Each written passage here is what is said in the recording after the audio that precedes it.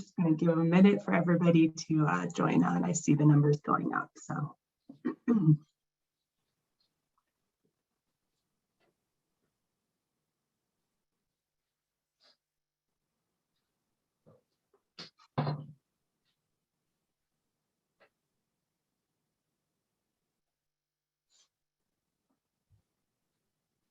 Okay, so it looks like it is 1 o'clock on the dot. So just want to say hello and thank you all for attending today. My name is Nicole Jarvis. I'm an Assistant Director of Programs at Cancer and Careers, and I'll be the host for today's webinar. Just real quickly, I want to go over a few housekeeping items related to accreditation. Today's webinar is accredited for CEUs by ANCC, NASW, the New York State Education Department State Board for Social Work, the California Board of Registered Nursing, and the Society for Human Resource Management. So if you plan on receiving continuing education credit for this program from any of these accrediting bodies, please proceed with the following steps. First, you must log in individually. Participants who listen in on someone else's line will not receive credit. Next, you must complete and submit the evaluation and post-test, as well as receive a passing grade on the post-test.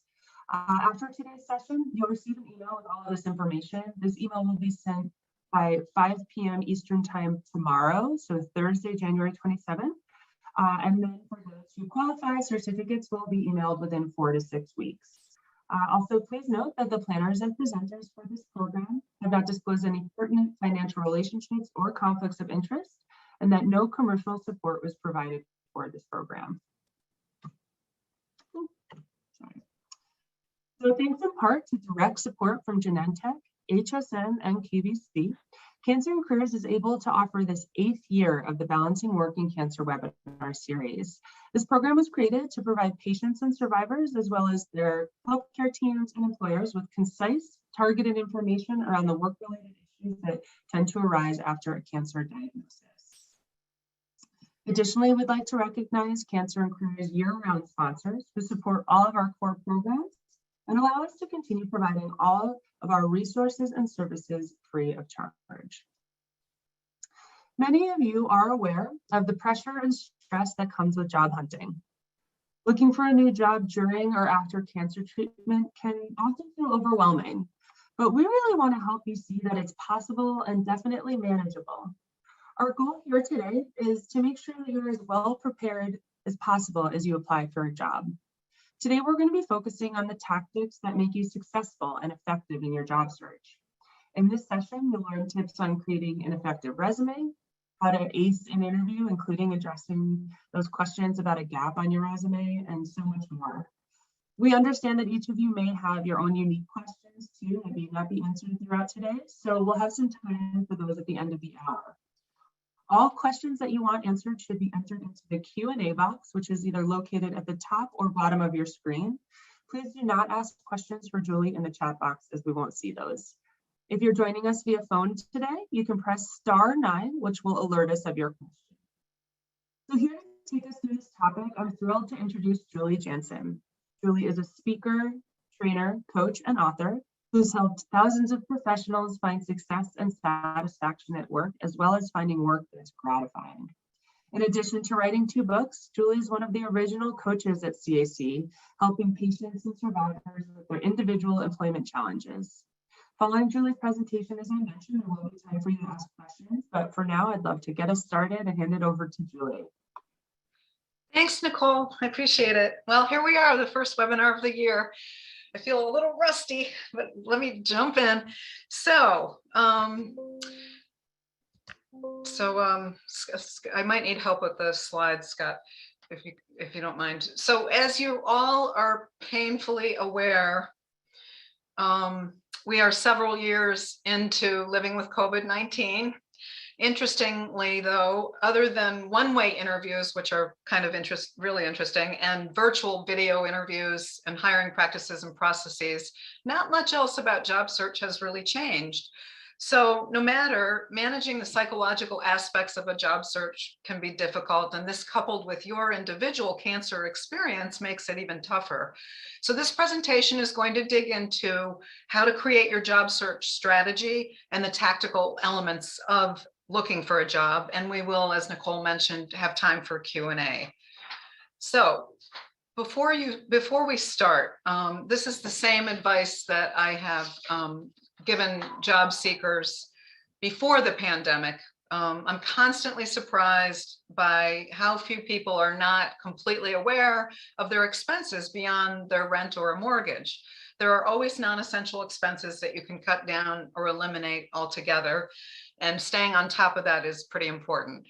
Taking care of yourself means managing your stress, exercising regularly, doing things you enjoy, rediscovering your passion, or even finding new hobbies, which no doubt many of you have done during the pandemic.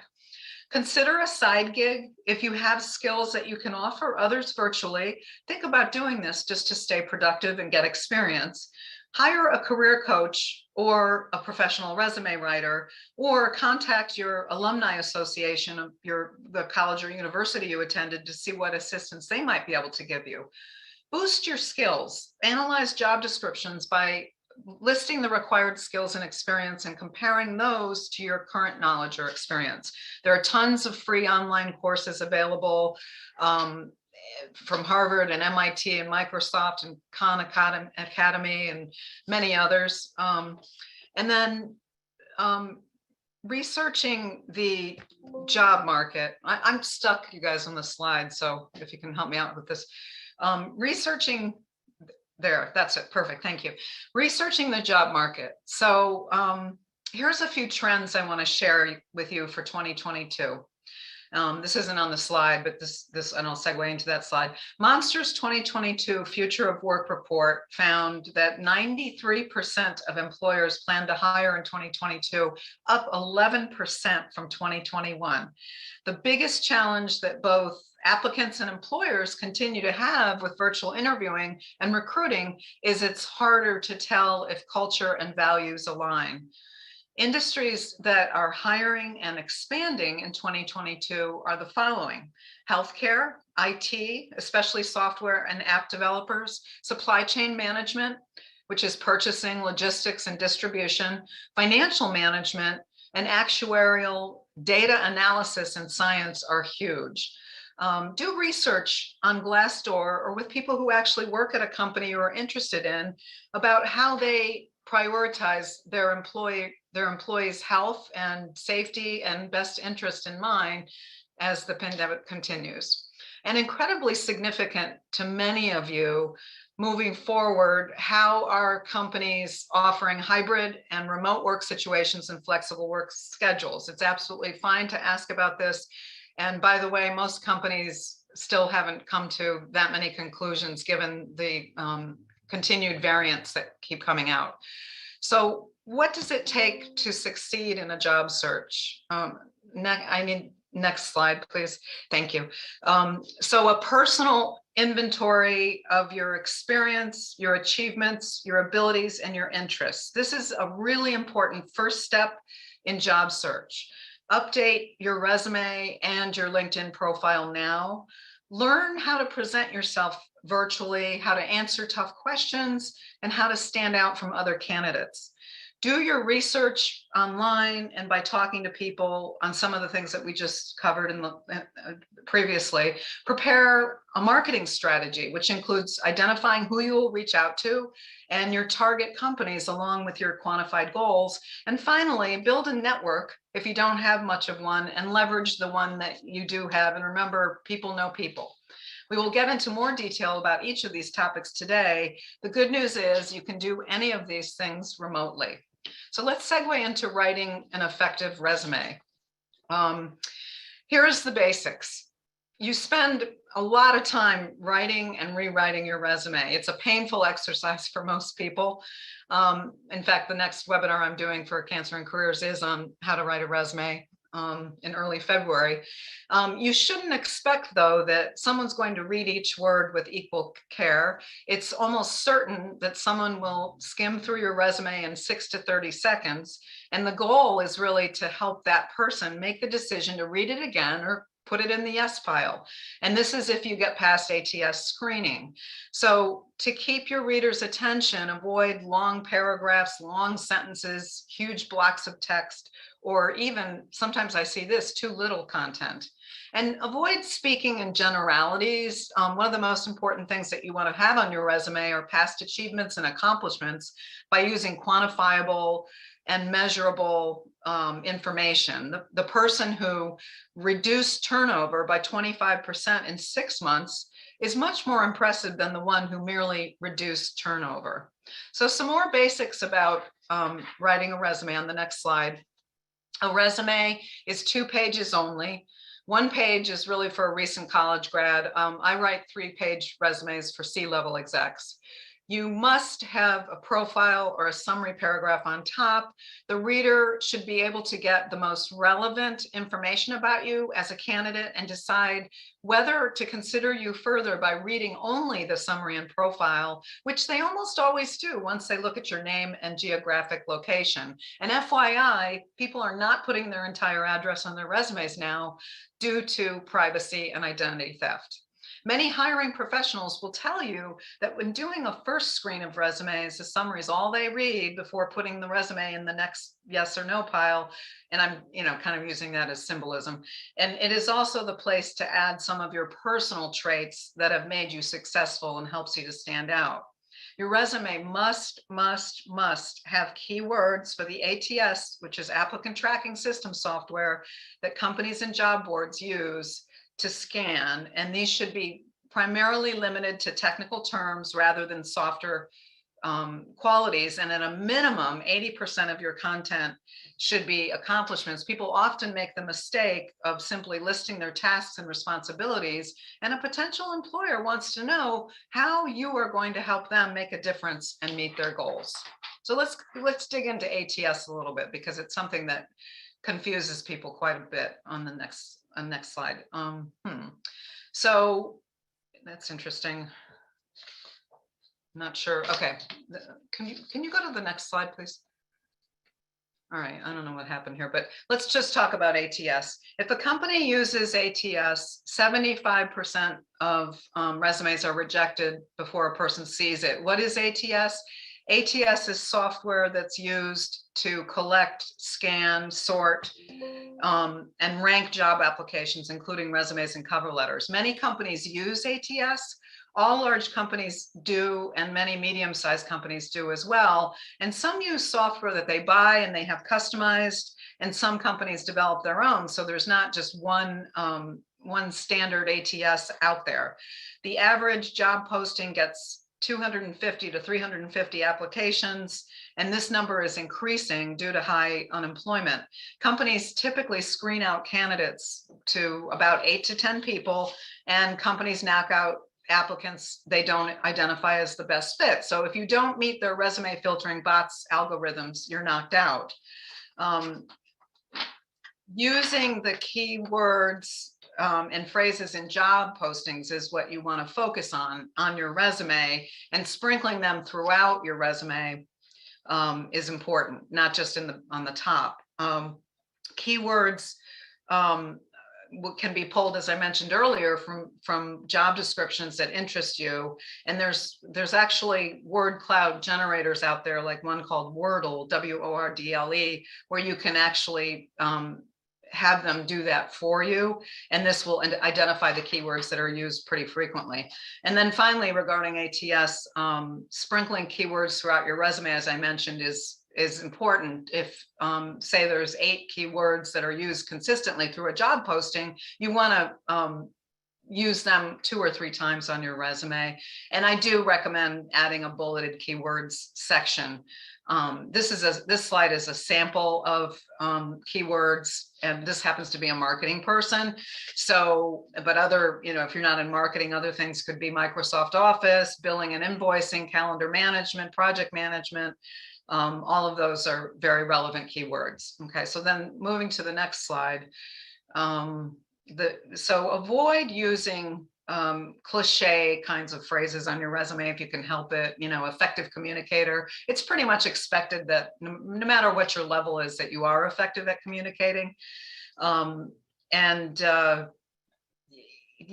that putting volunteer, especially for many of you who haven't worked because of cancer treatments, or you decided to step down for a little bit while you recover, it's really important to put any kind of volunteer and community service on your resume if you can, and actually identify some achievements that align with that volunteer service that you've done.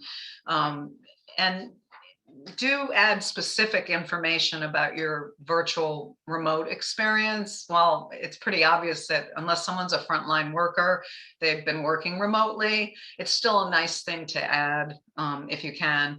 And I always recommend putting a headline on your resume similar to the headline on LinkedIn.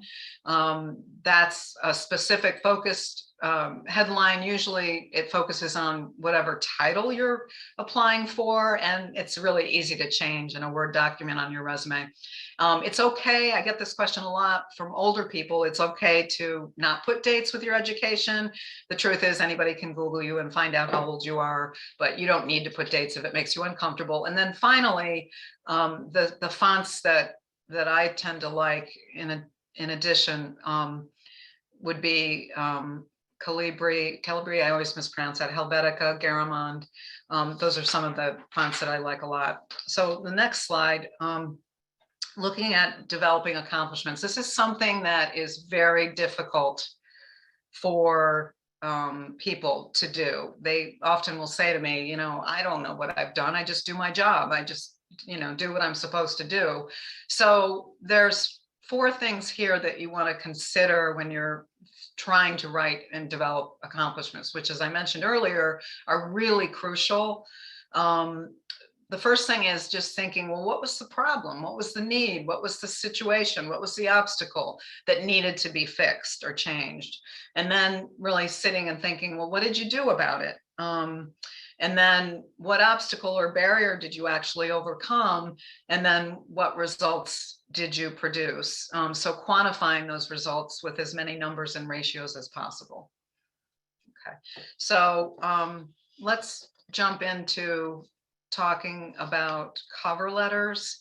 Cover letters are really important. People often ask, do I have to write one? Even if there's not a request for a cover letter, it's yet another opportunity to sell yourself.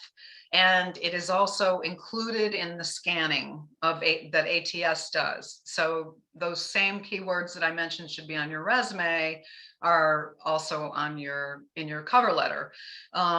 If you're doing an email cover letter, which depending on the application process, some people do, you want to be really thoughtful about your subject line in your email.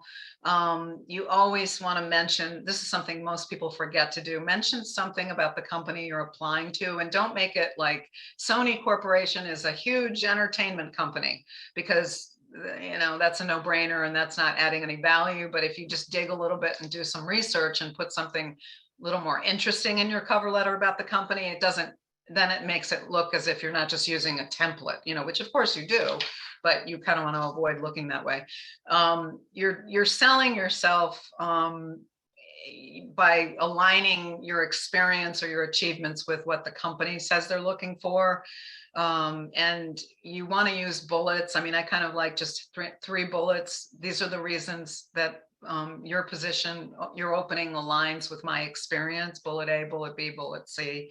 And then of course, proofread your letter and follow up if you can. Many times you can't find the hiring person's name, and sometimes you can, and LinkedIn is pretty valuable for that.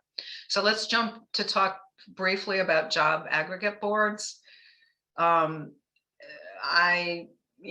They're very useful for a lot of things. They're useful for researching job descriptions in companies. They've got lots of great content, but it's better if you go, it's great to use Ladders and Idealist, which is, I know Cancer and Careers uses that site for hiring, Simply Hire, Jibber Jobbers for organizing. It's great to look at all of those. I usually recommend, though, that you go directly to the company's website and see if the posting is there.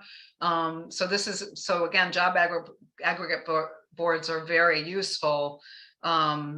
but I would go the next step and look on LinkedIn for the job posting or look on their specific website. So, and then segueing to social media, on the next slide. Social media is, it's overwhelming, no question. You don't need to be active on every social media site. I mean, I have an Insta account. I honestly don't do anything on Insta except look at funny things. It's not as suitable for my business, but if you love Insta, that's great, but it's not typically for business unless you have a creative business. If tweeting, there are people that tweet. I like to I do tweet, but I follow a lot of people. I like it for that. If you want to start a blog, sometimes people who have had a cancer experience do start a blog. You just want to be cautionary about that, and just get up to speed on disclosure, privacy. Cancer and Careers has a huge amount of content about those topics to protect yourself, because it can get a little bit tricky if a company might learn that you've had cancer and you might not want to be known as that. Facebook is Facebook. Lots and lots and lots and lots of content is shared on Facebook, but overall, I think the most important point on this slide is just to manage your digital reputation on a regular basis, regularly review, the different settings and the way that you come across, and because you really can't erase it. So, and one more thing is you can set up a Google alert for yourself and see when you pop up. I know I have a Google alert that's been set for myself for many years, and I always find out, sometimes it's other Julie Jansen's, but I always find out when I'm in a publication, which is nice.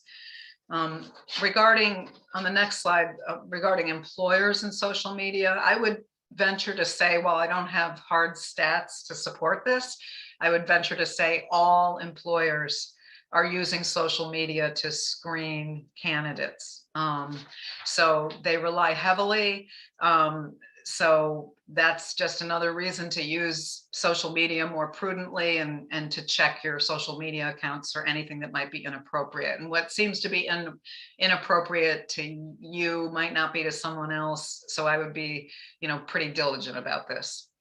And then as far as your digital footprint, on the next slide, is just be prepared. Each of you are different about how you address your cancer diagnosis or your financial situation.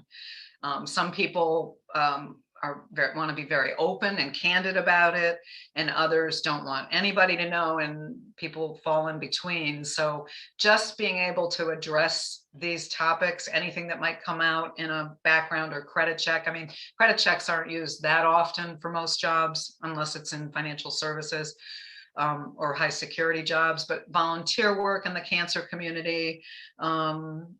It's interesting. I've always wanted to say this. I've been volunteering for Cancer and Careers for many years, and nobody's ever asked me, and everybody that knows me knows about it because I'm pretty public about it. And nobody's ever asked me if I've had cancer, which I find fascinating, So social media posts or blogs about your cancer diagnosis is another part of your digital footprint that you may or may not want people to be cognizant of.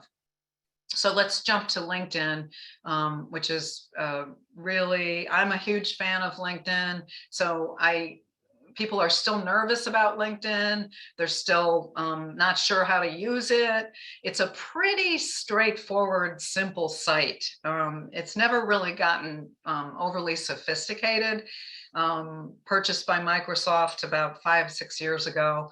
But any kind of negative trepidation you have about LinkedIn, I would suggest you just kind of try to get over it. And you can have a skeletal profile. It really continues to be a lifesaver for remote job search. I mean, almost every single client I have, career coaching client, uses it or gets found on LinkedIn.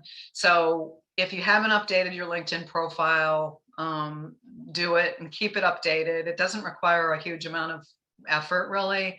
There's 722 million people right now on LinkedIn. Not to say that they're all active, but networking on LinkedIn is not about making, having a million connections, and they're not friends, they're not linked, they're connections.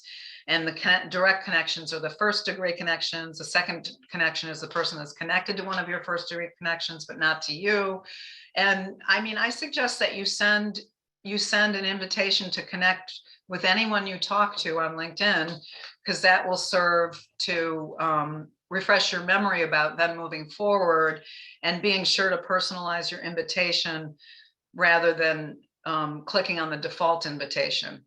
And while typically LinkedIn has not been a replacement for face-to-face networking, obviously in this an era of virtual work, virtual job search, it's instrumental to networking. So, and it's easy to just send people quick messages to like their posts, and always ask your connections how you can help them. And then a couple more, just more tangible aspects of LinkedIn on the next slide.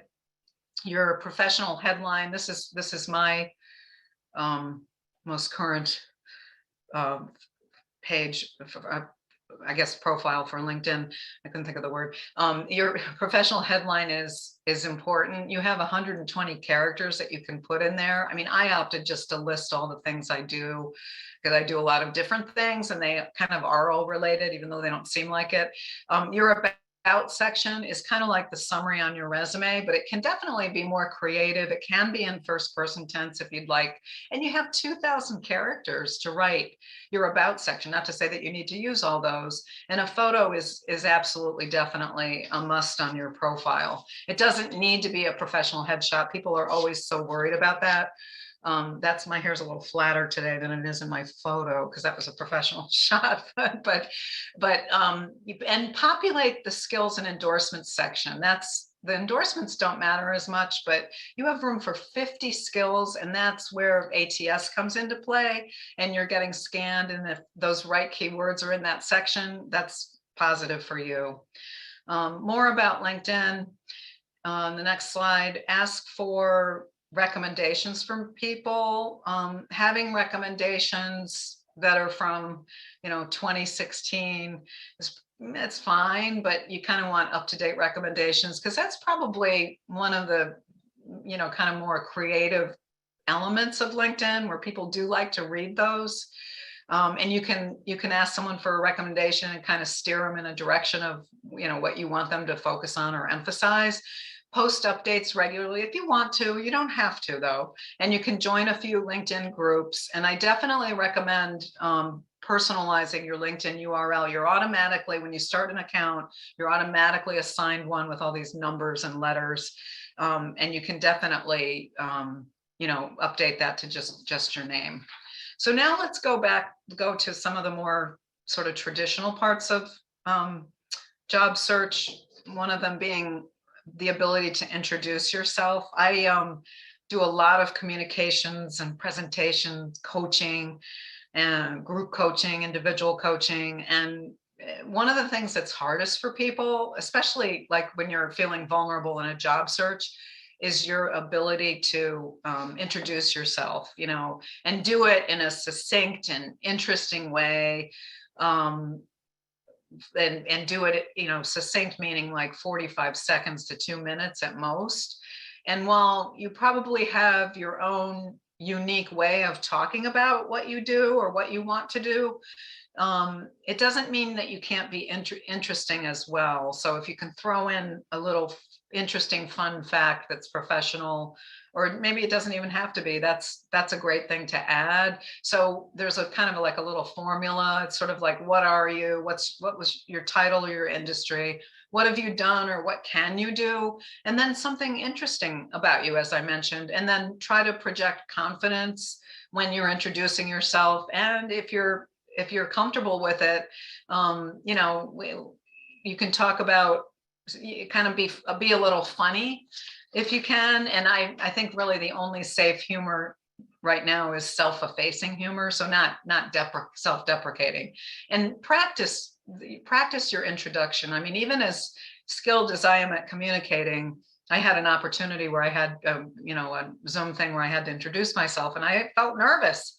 And I was like, well, what am I going to say? And I wrote it out and I practiced it a few times, and it doesn't matter. It's just really key. That's what people will remember, above all, is how you introduce yourself. And that segues to networking. We'll talk about networking. Networking is a huge topic. I used to do full day training on networking. It's just as important as it ever has been.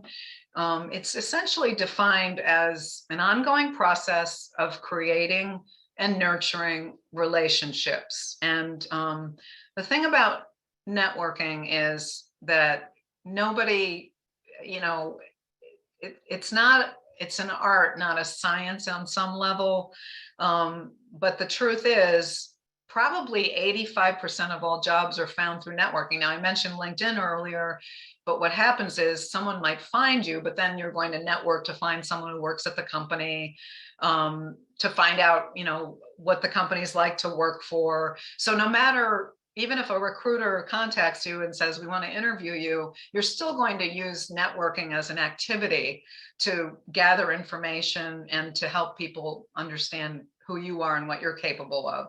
So there's something called the hidden job market, and that's a lot of jobs are in that bucket, which means these jobs are not posted. They're sort of a glimmer in someone's eye of, if we can find this kind of person, we would hire them. Often it can be a referral from an employee at the company who says, I know someone who's perfect for this, would you consider? And there's a lot of those jobs. So don't just assume that all jobs are posted or advertised, because that's not true.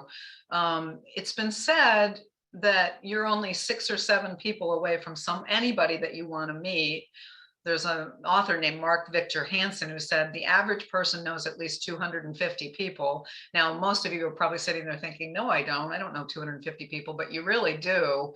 And if 250 people know 250 people, you actually have access to 62,500 people, and you don't need 62,500 people to conduct your job search, but it's just that, and then the other thing is 30% of jobs are created through someone and so even more of a point of leveraging networking. So when we're looking at networking remotely, it's a little tough because on the next slide, networking remotely is like, it gets a little exhausting to be sitting on Zoom. I mean, I know yesterday I coached 8 people on Zoom. Tomorrow I'm coaching 8 people on Zoom, and every day it's endless, but the meetings tend to be shorter. It's still important to see other people, even if you can't sit across from them and have a cup of coffee or eat something. So and I know it's a crazy world, but there are plenty of people out there who care and who are open to connecting and helping. I mean, I know I continue to get outreach from people. I got someone texted me yesterday, and she saw some of my posts on LinkedIn, and she was a client of mine at a big company, and I hadn't talked to her. I looked at the date on the text. It was 2013. I mean, I was like embarrassed, but she was like, Julie, I'd love to catch up and see what you're up to. And I was like, I'm there, so we scheduled a Zoom meeting. So it's kind of interesting and fun. And you really do have a captive audience. And there's lots of, I'm trying to push people to talk to me on the phone again. It's a little bit hard because people are so wired now to do video. But everybody's been affected by the pandemic, and everybody needs help with something. And so looking at this next slide, really the best way to network is to weave it into your life, to have it be a daily thing. And many people say to me, well, I work all the time. I'm working 10 hours a day. Well, in the morning and at night, just reach out to someone you haven't talked to. It's pretty easy to do on LinkedIn. And it's the important essence of networking is the reciprocity. It's like how you can help other people. and be clear about like what you do have to offer, your expertise, your skills, your knowledge, the kind of resource you can be. And so like for me with my clients, speaking of networking, I have, you know, some really clients that just graduated from college, a lot of them, and they don't have a huge professional network. You know, they're kind of relying on their parents.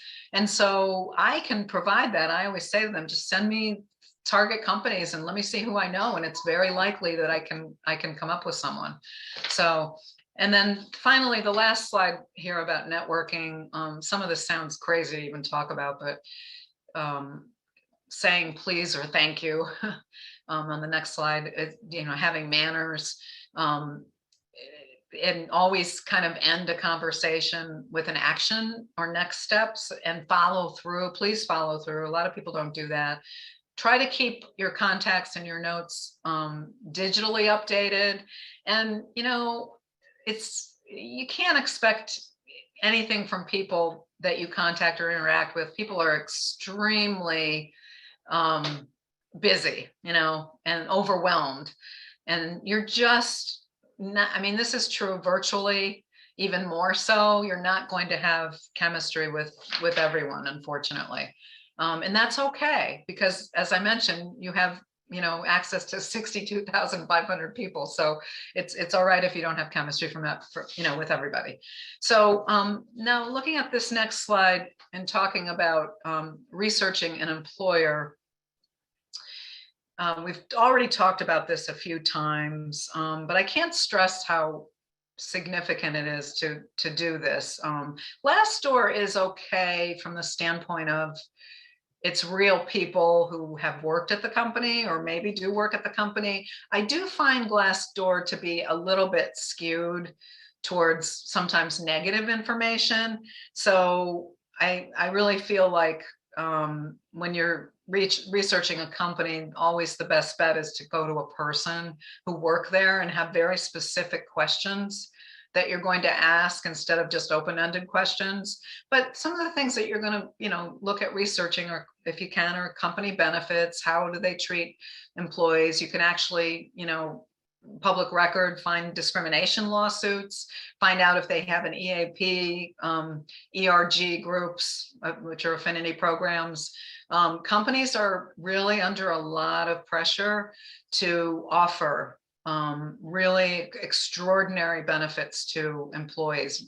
The table has turned, and they're under a lot of pressure to do that. And so the more you can find up front, and also there's I guess I'll talk about it when we talk about compensation, but there's pay transparency laws now, which are awesome. So just passed as of April in New York City, for example, there is going to be it will be a law that companies have to discuss what salary compensation they're going to be offering, rather than waiting to the end of the interviewing process, which is nice. So it's no longer, and this is going to pass across the country, there's no longer going to be that horrific guessing game that candidates and applicants have to go through.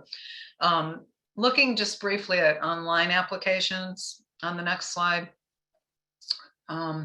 They're just burdensome. People hate doing them.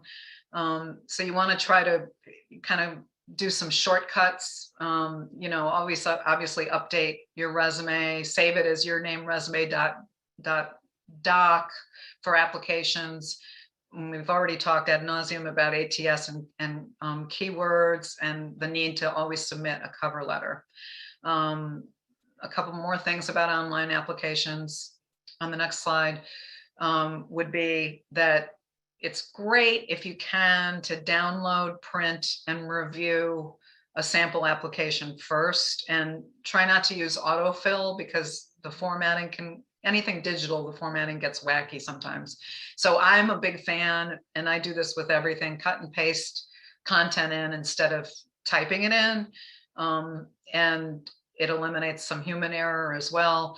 And then tailoring your application content to match keywords as well.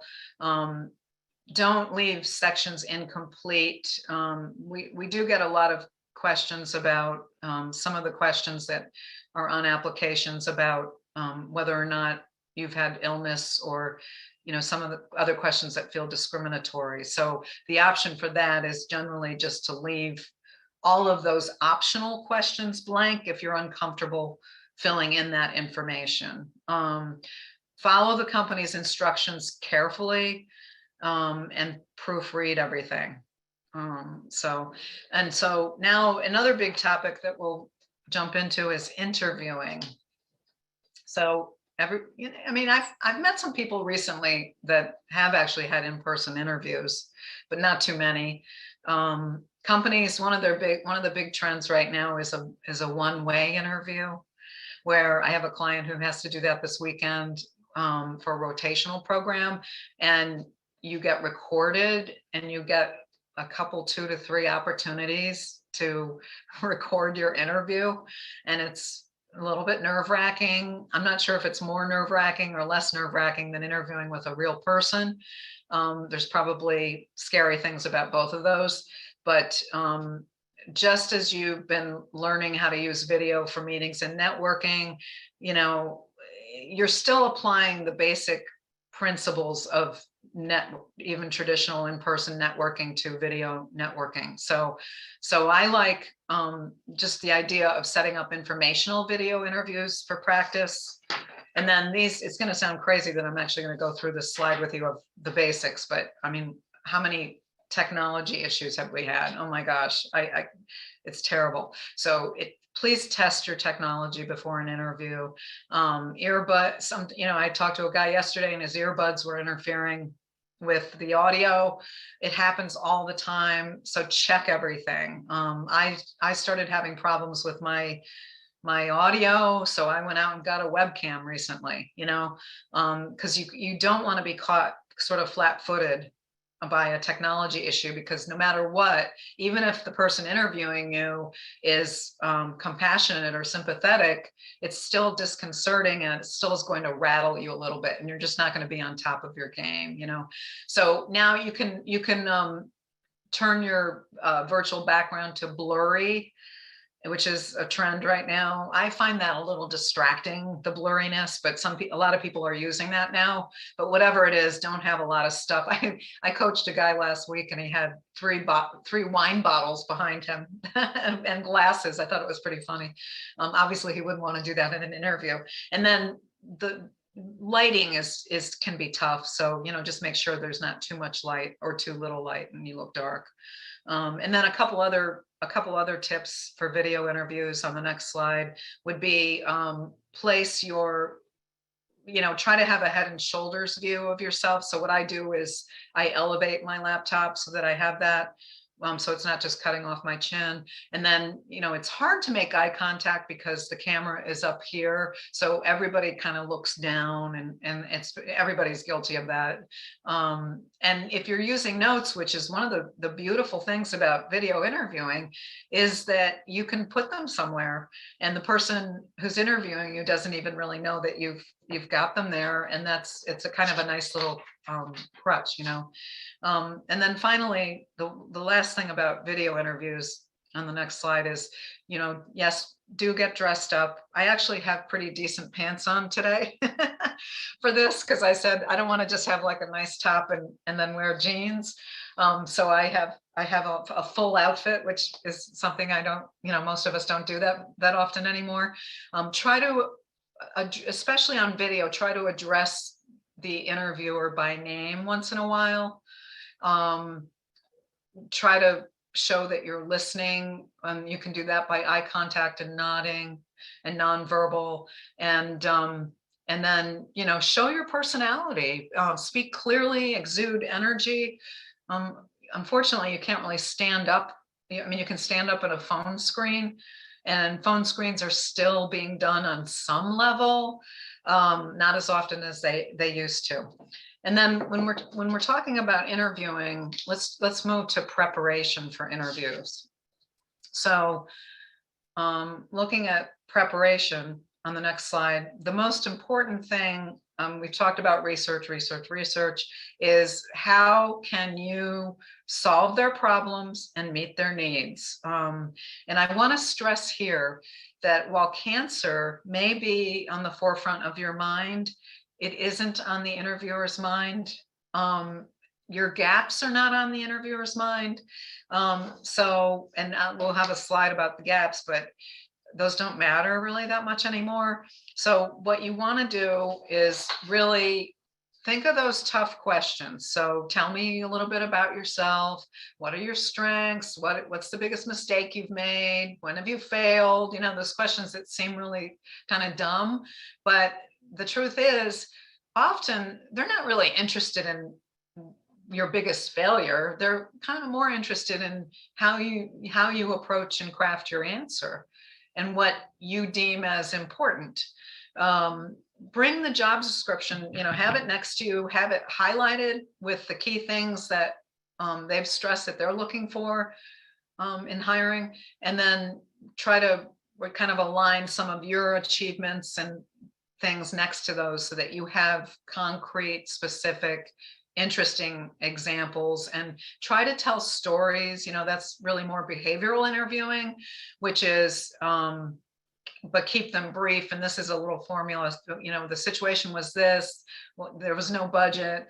What I did is I went out and found an external partner, and the result was we increased efficiency by 62%, you know, and I just made that up. But that's more, that resonates for people. Stories resonate for people. That's why the comedians that tell a lot of stories, you know, are very popular.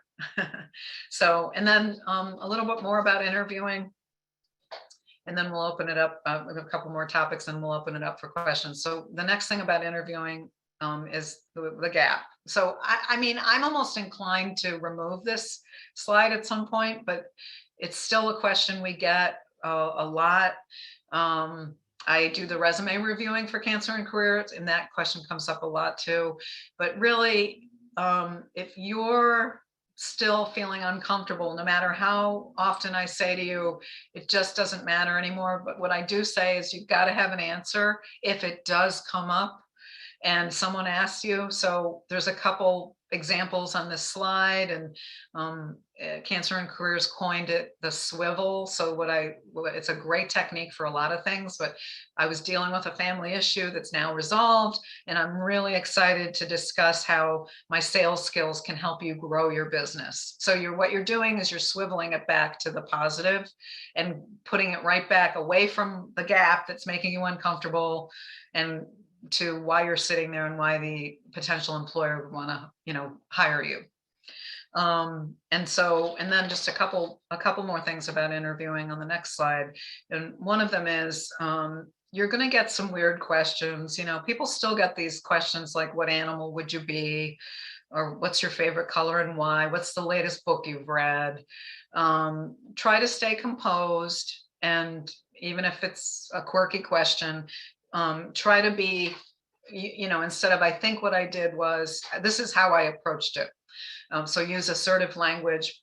It's just as important to prepare really smart, thoughtful questions to ask as it is to prepare answers to questions.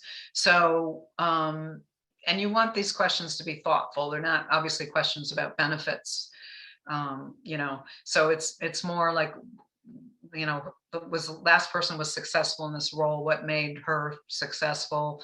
What would you expect this person that you hire to achieve in the first 3 months? You know, how would you describe the culture, the corporate culture, or things like that? Listen carefully to the question before responding.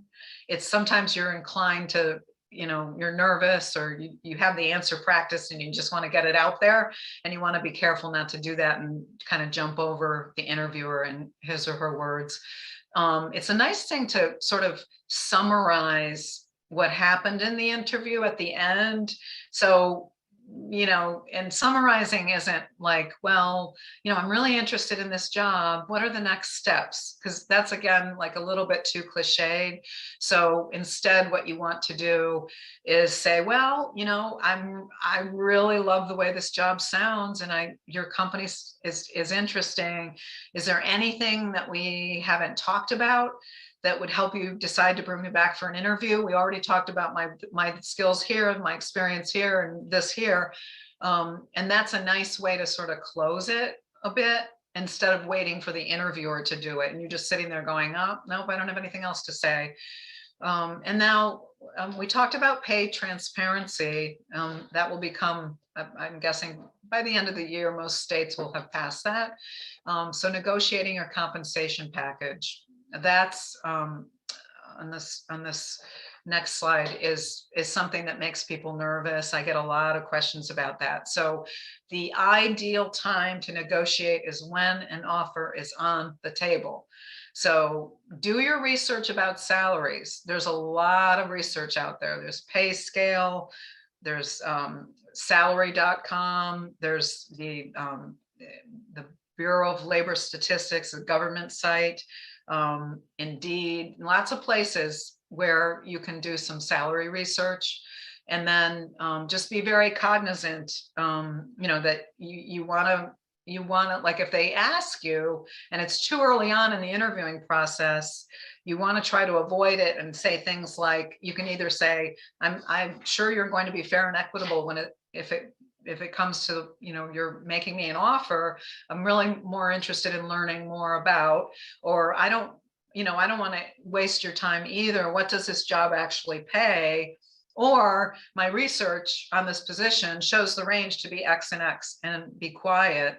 And this is a tricky one. If you do decide to put out throw out a range to the person interviewing you, the top end of the range should be your starting point. The top end of your range should be the starting point, and keep the range relatively wide, and realizing that, well, this is on the next slide, actually, realizing that your salary is only part of your compensation. There's more to negotiation than just salary. We talked earlier about researching benefits.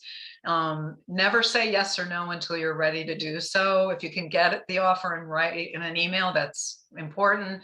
And a lot of times companies will make an offer and just focus on the money and not focus on the benefits. And if you're kind of stalling because you might be juggling a couple offers, then that's a good delaying tactic, is like, I don't know anything about your benefits. Nobody's mentioned them to me. May I review those, And usually the standard amount of time that you have to accept an offer is a week. I've seen a lot of companies, because they're really eager to hire people, pressure candidates and like give them an offer on a Friday and say, I need to know by Monday, but they're not going to renege and withdraw the offer just because you don't get back to them on Monday and you say, I need to talk to, my family. And so I need till next Wednesday. Okay. So back to you, Nicole. Great. Thank you so much, Julie. I know for everyone, this is a lot of information to process, but this is certainly a really great foundation from which to start, especially just those who are beginning to think about their job search and whatnot. Real quickly, before we head into the Q&A, here are just a few of Cancer and Careers resources that may be helpful for those of you who are currently job searching or considering it. As Julie has mentioned, a number of them, we have our resume review service. We have online career coaching. This can be helpful if you want to just take a look at some of the previously asked and answered questions as well, because it can be helpful to see that a lot of people are experiencing similar situations. So I would definitely take a look at that. And then we have our publications that are free of charge to either download or order. If you want to go to the next slide, I just want to point out a number of free events that we have coming up this year. The next 3 sessions of this series are going to continue to focus on aspects of the job search, a little bit of a deeper dive into each of those. Registration for all remaining sessions is found on our webinar series event page. I also want to just point out that we have 2 virtual conferences taking place.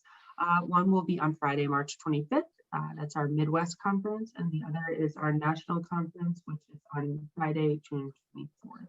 Those registrations are both open now. So we're just going to leave up the CEU information slide while we dive into Q&A. It looks like we got a number of questions in throughout the session, which is great. We always love to see that. So I will start going through those. Julie, if you're ready to dive in. Ready. All right, great. Okay, so first question I see from an anonymous attendee. A friend has been out of the workforce a while and wants to go back into an old field. Would a functional resume be a good idea for them? Also related, I want to change industries. So many of my skills are gained through volunteer gigs and old jobs. So will my recent experience be a detractor if I use a combo or standard resume where jobs are listed in order? Okay, so the functional resume format is a bit dated. So it's not something that I tend to recommend. However, there's a happy medium, and that is writing a summary on the top of your resume and then identifying like 3 to 4 competencies that are related to the person's old industry that they want to re-enter, and then putting some content next to that. So it's kind of like a third of the first page, and then it jumps into work experience. So that's how I would address that situation. And then the second part of the question, Nicole, was what was it again? No problem. It was about changing industries. So many of their skills are gained through volunteer gigs and old jobs. Right. Yeah. So they wanted to talk about their recent experience, if that would be a detractor. That's right. So I actually have seen a couple interesting approaches to this recently. One of them was that someone submitted a resume to the resume review service, and she had really volunteered for quite a long time and hadn't worked as a paid employee.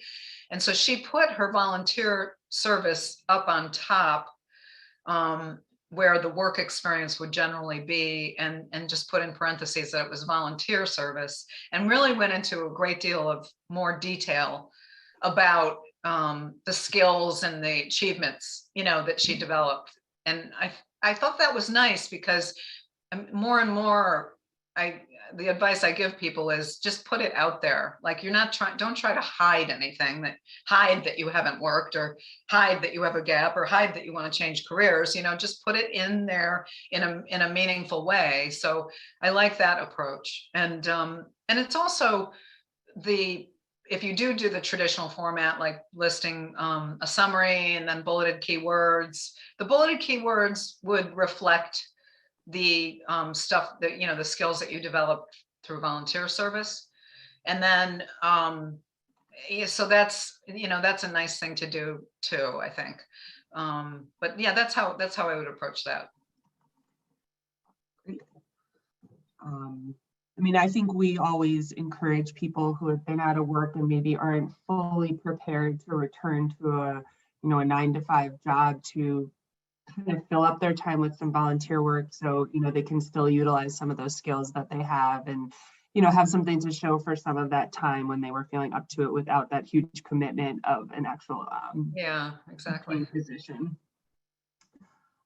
Okay, this next question is from Naz regarding accomplishments. Most often you work as part of a team and you're a contributor to a project or outcome. How do you best explain that without taking personal credit? If it was I hear that a lot, actually. It's interesting. It's a very thoughtful question. I like that. It is. It's a common question. Integral team member to da da da da da da da. But what I will say is, it's okay to say you were an integral or team member or a key contributor on your resume. What you do want to do is, when you're in an interview, you're going to de-stress the team part a bit and say, what I did is, because you did contribute something very specifically on the team. So you're not fabricating that. So there's a little bit of a difference between how you represent it on a resume versus how you talk about it in an interview. For sure. Okay, we do have a number of questions coming in. So Julie, would you be okay going a couple minutes over the Oh, hour? yeah, absolutely. I'm Please? fine. Okay. So let's take another like 5 or so minutes. This Okay. next question is from Erin. I'm curious about the need for a LinkedIn profile for healthcare workers, specifically RNs. Yes. Okay. So RNs, many do not have LinkedIn profiles. Healthcare workers don't tend to, but I still like the idea. It's even if it's just for networking. It's a good thing to just have a basic LinkedIn profile, and there will come a point where you'll be surprised in that you may actually need it. And so it's just great to have, like I said a lot earlier, a skeletal LinkedIn profile, no matter what you do for a living. It's a good idea. Absolutely. Yeah, I mean, I think there's definitely some professions where it doesn't seem as relevant, but like you said, it's just a good thing to have. And talking about online presence, you want that to maybe pop up instead of your Facebook or in front of your Exactly. Facebook. Yeah. That's true.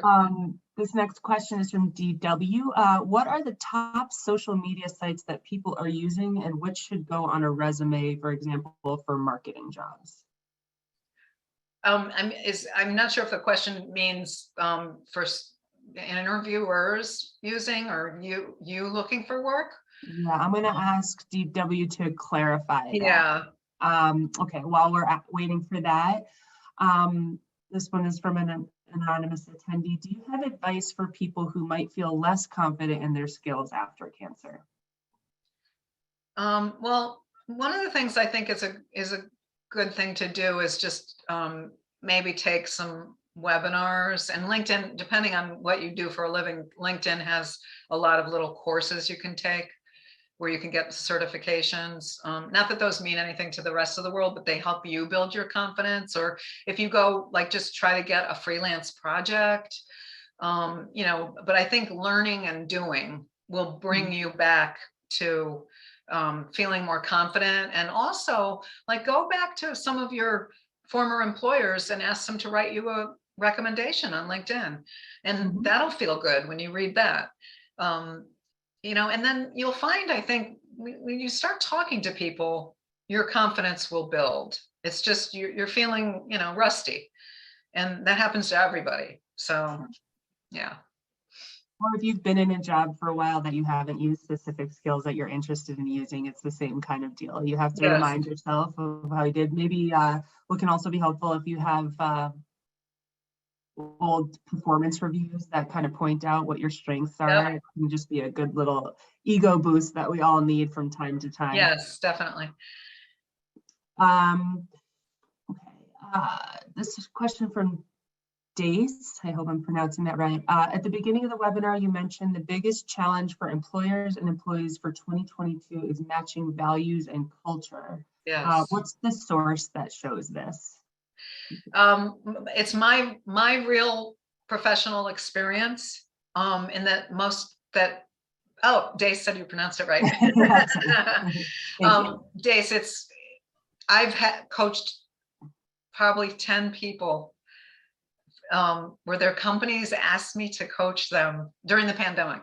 Where their companies asked me to coach them because they didn't feel that they are fitting into the culture because they were hired virtually.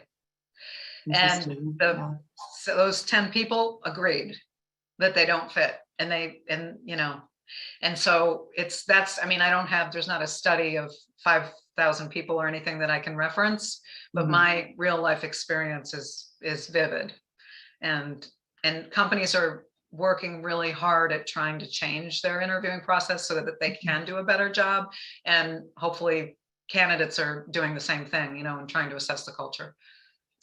Well, hopefully those companies aren't the ones that are using those one-sided interviews where you have to record this. I feel like that's not the best way to do it. That's usually just the first step, then they actually do get to meet and interview with some people. I know.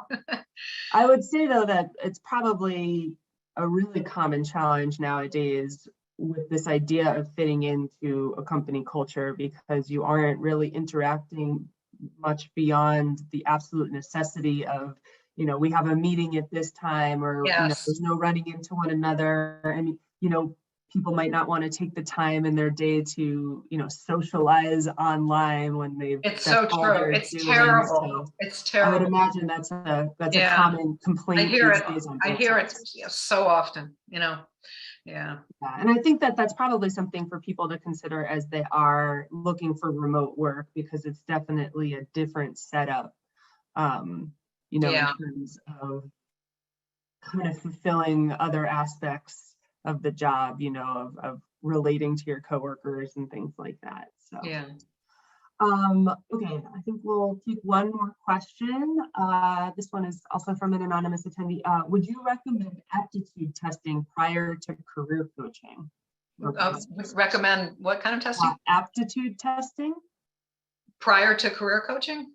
Well, if you're going to work with a career coach, they can help you with aptitude testing.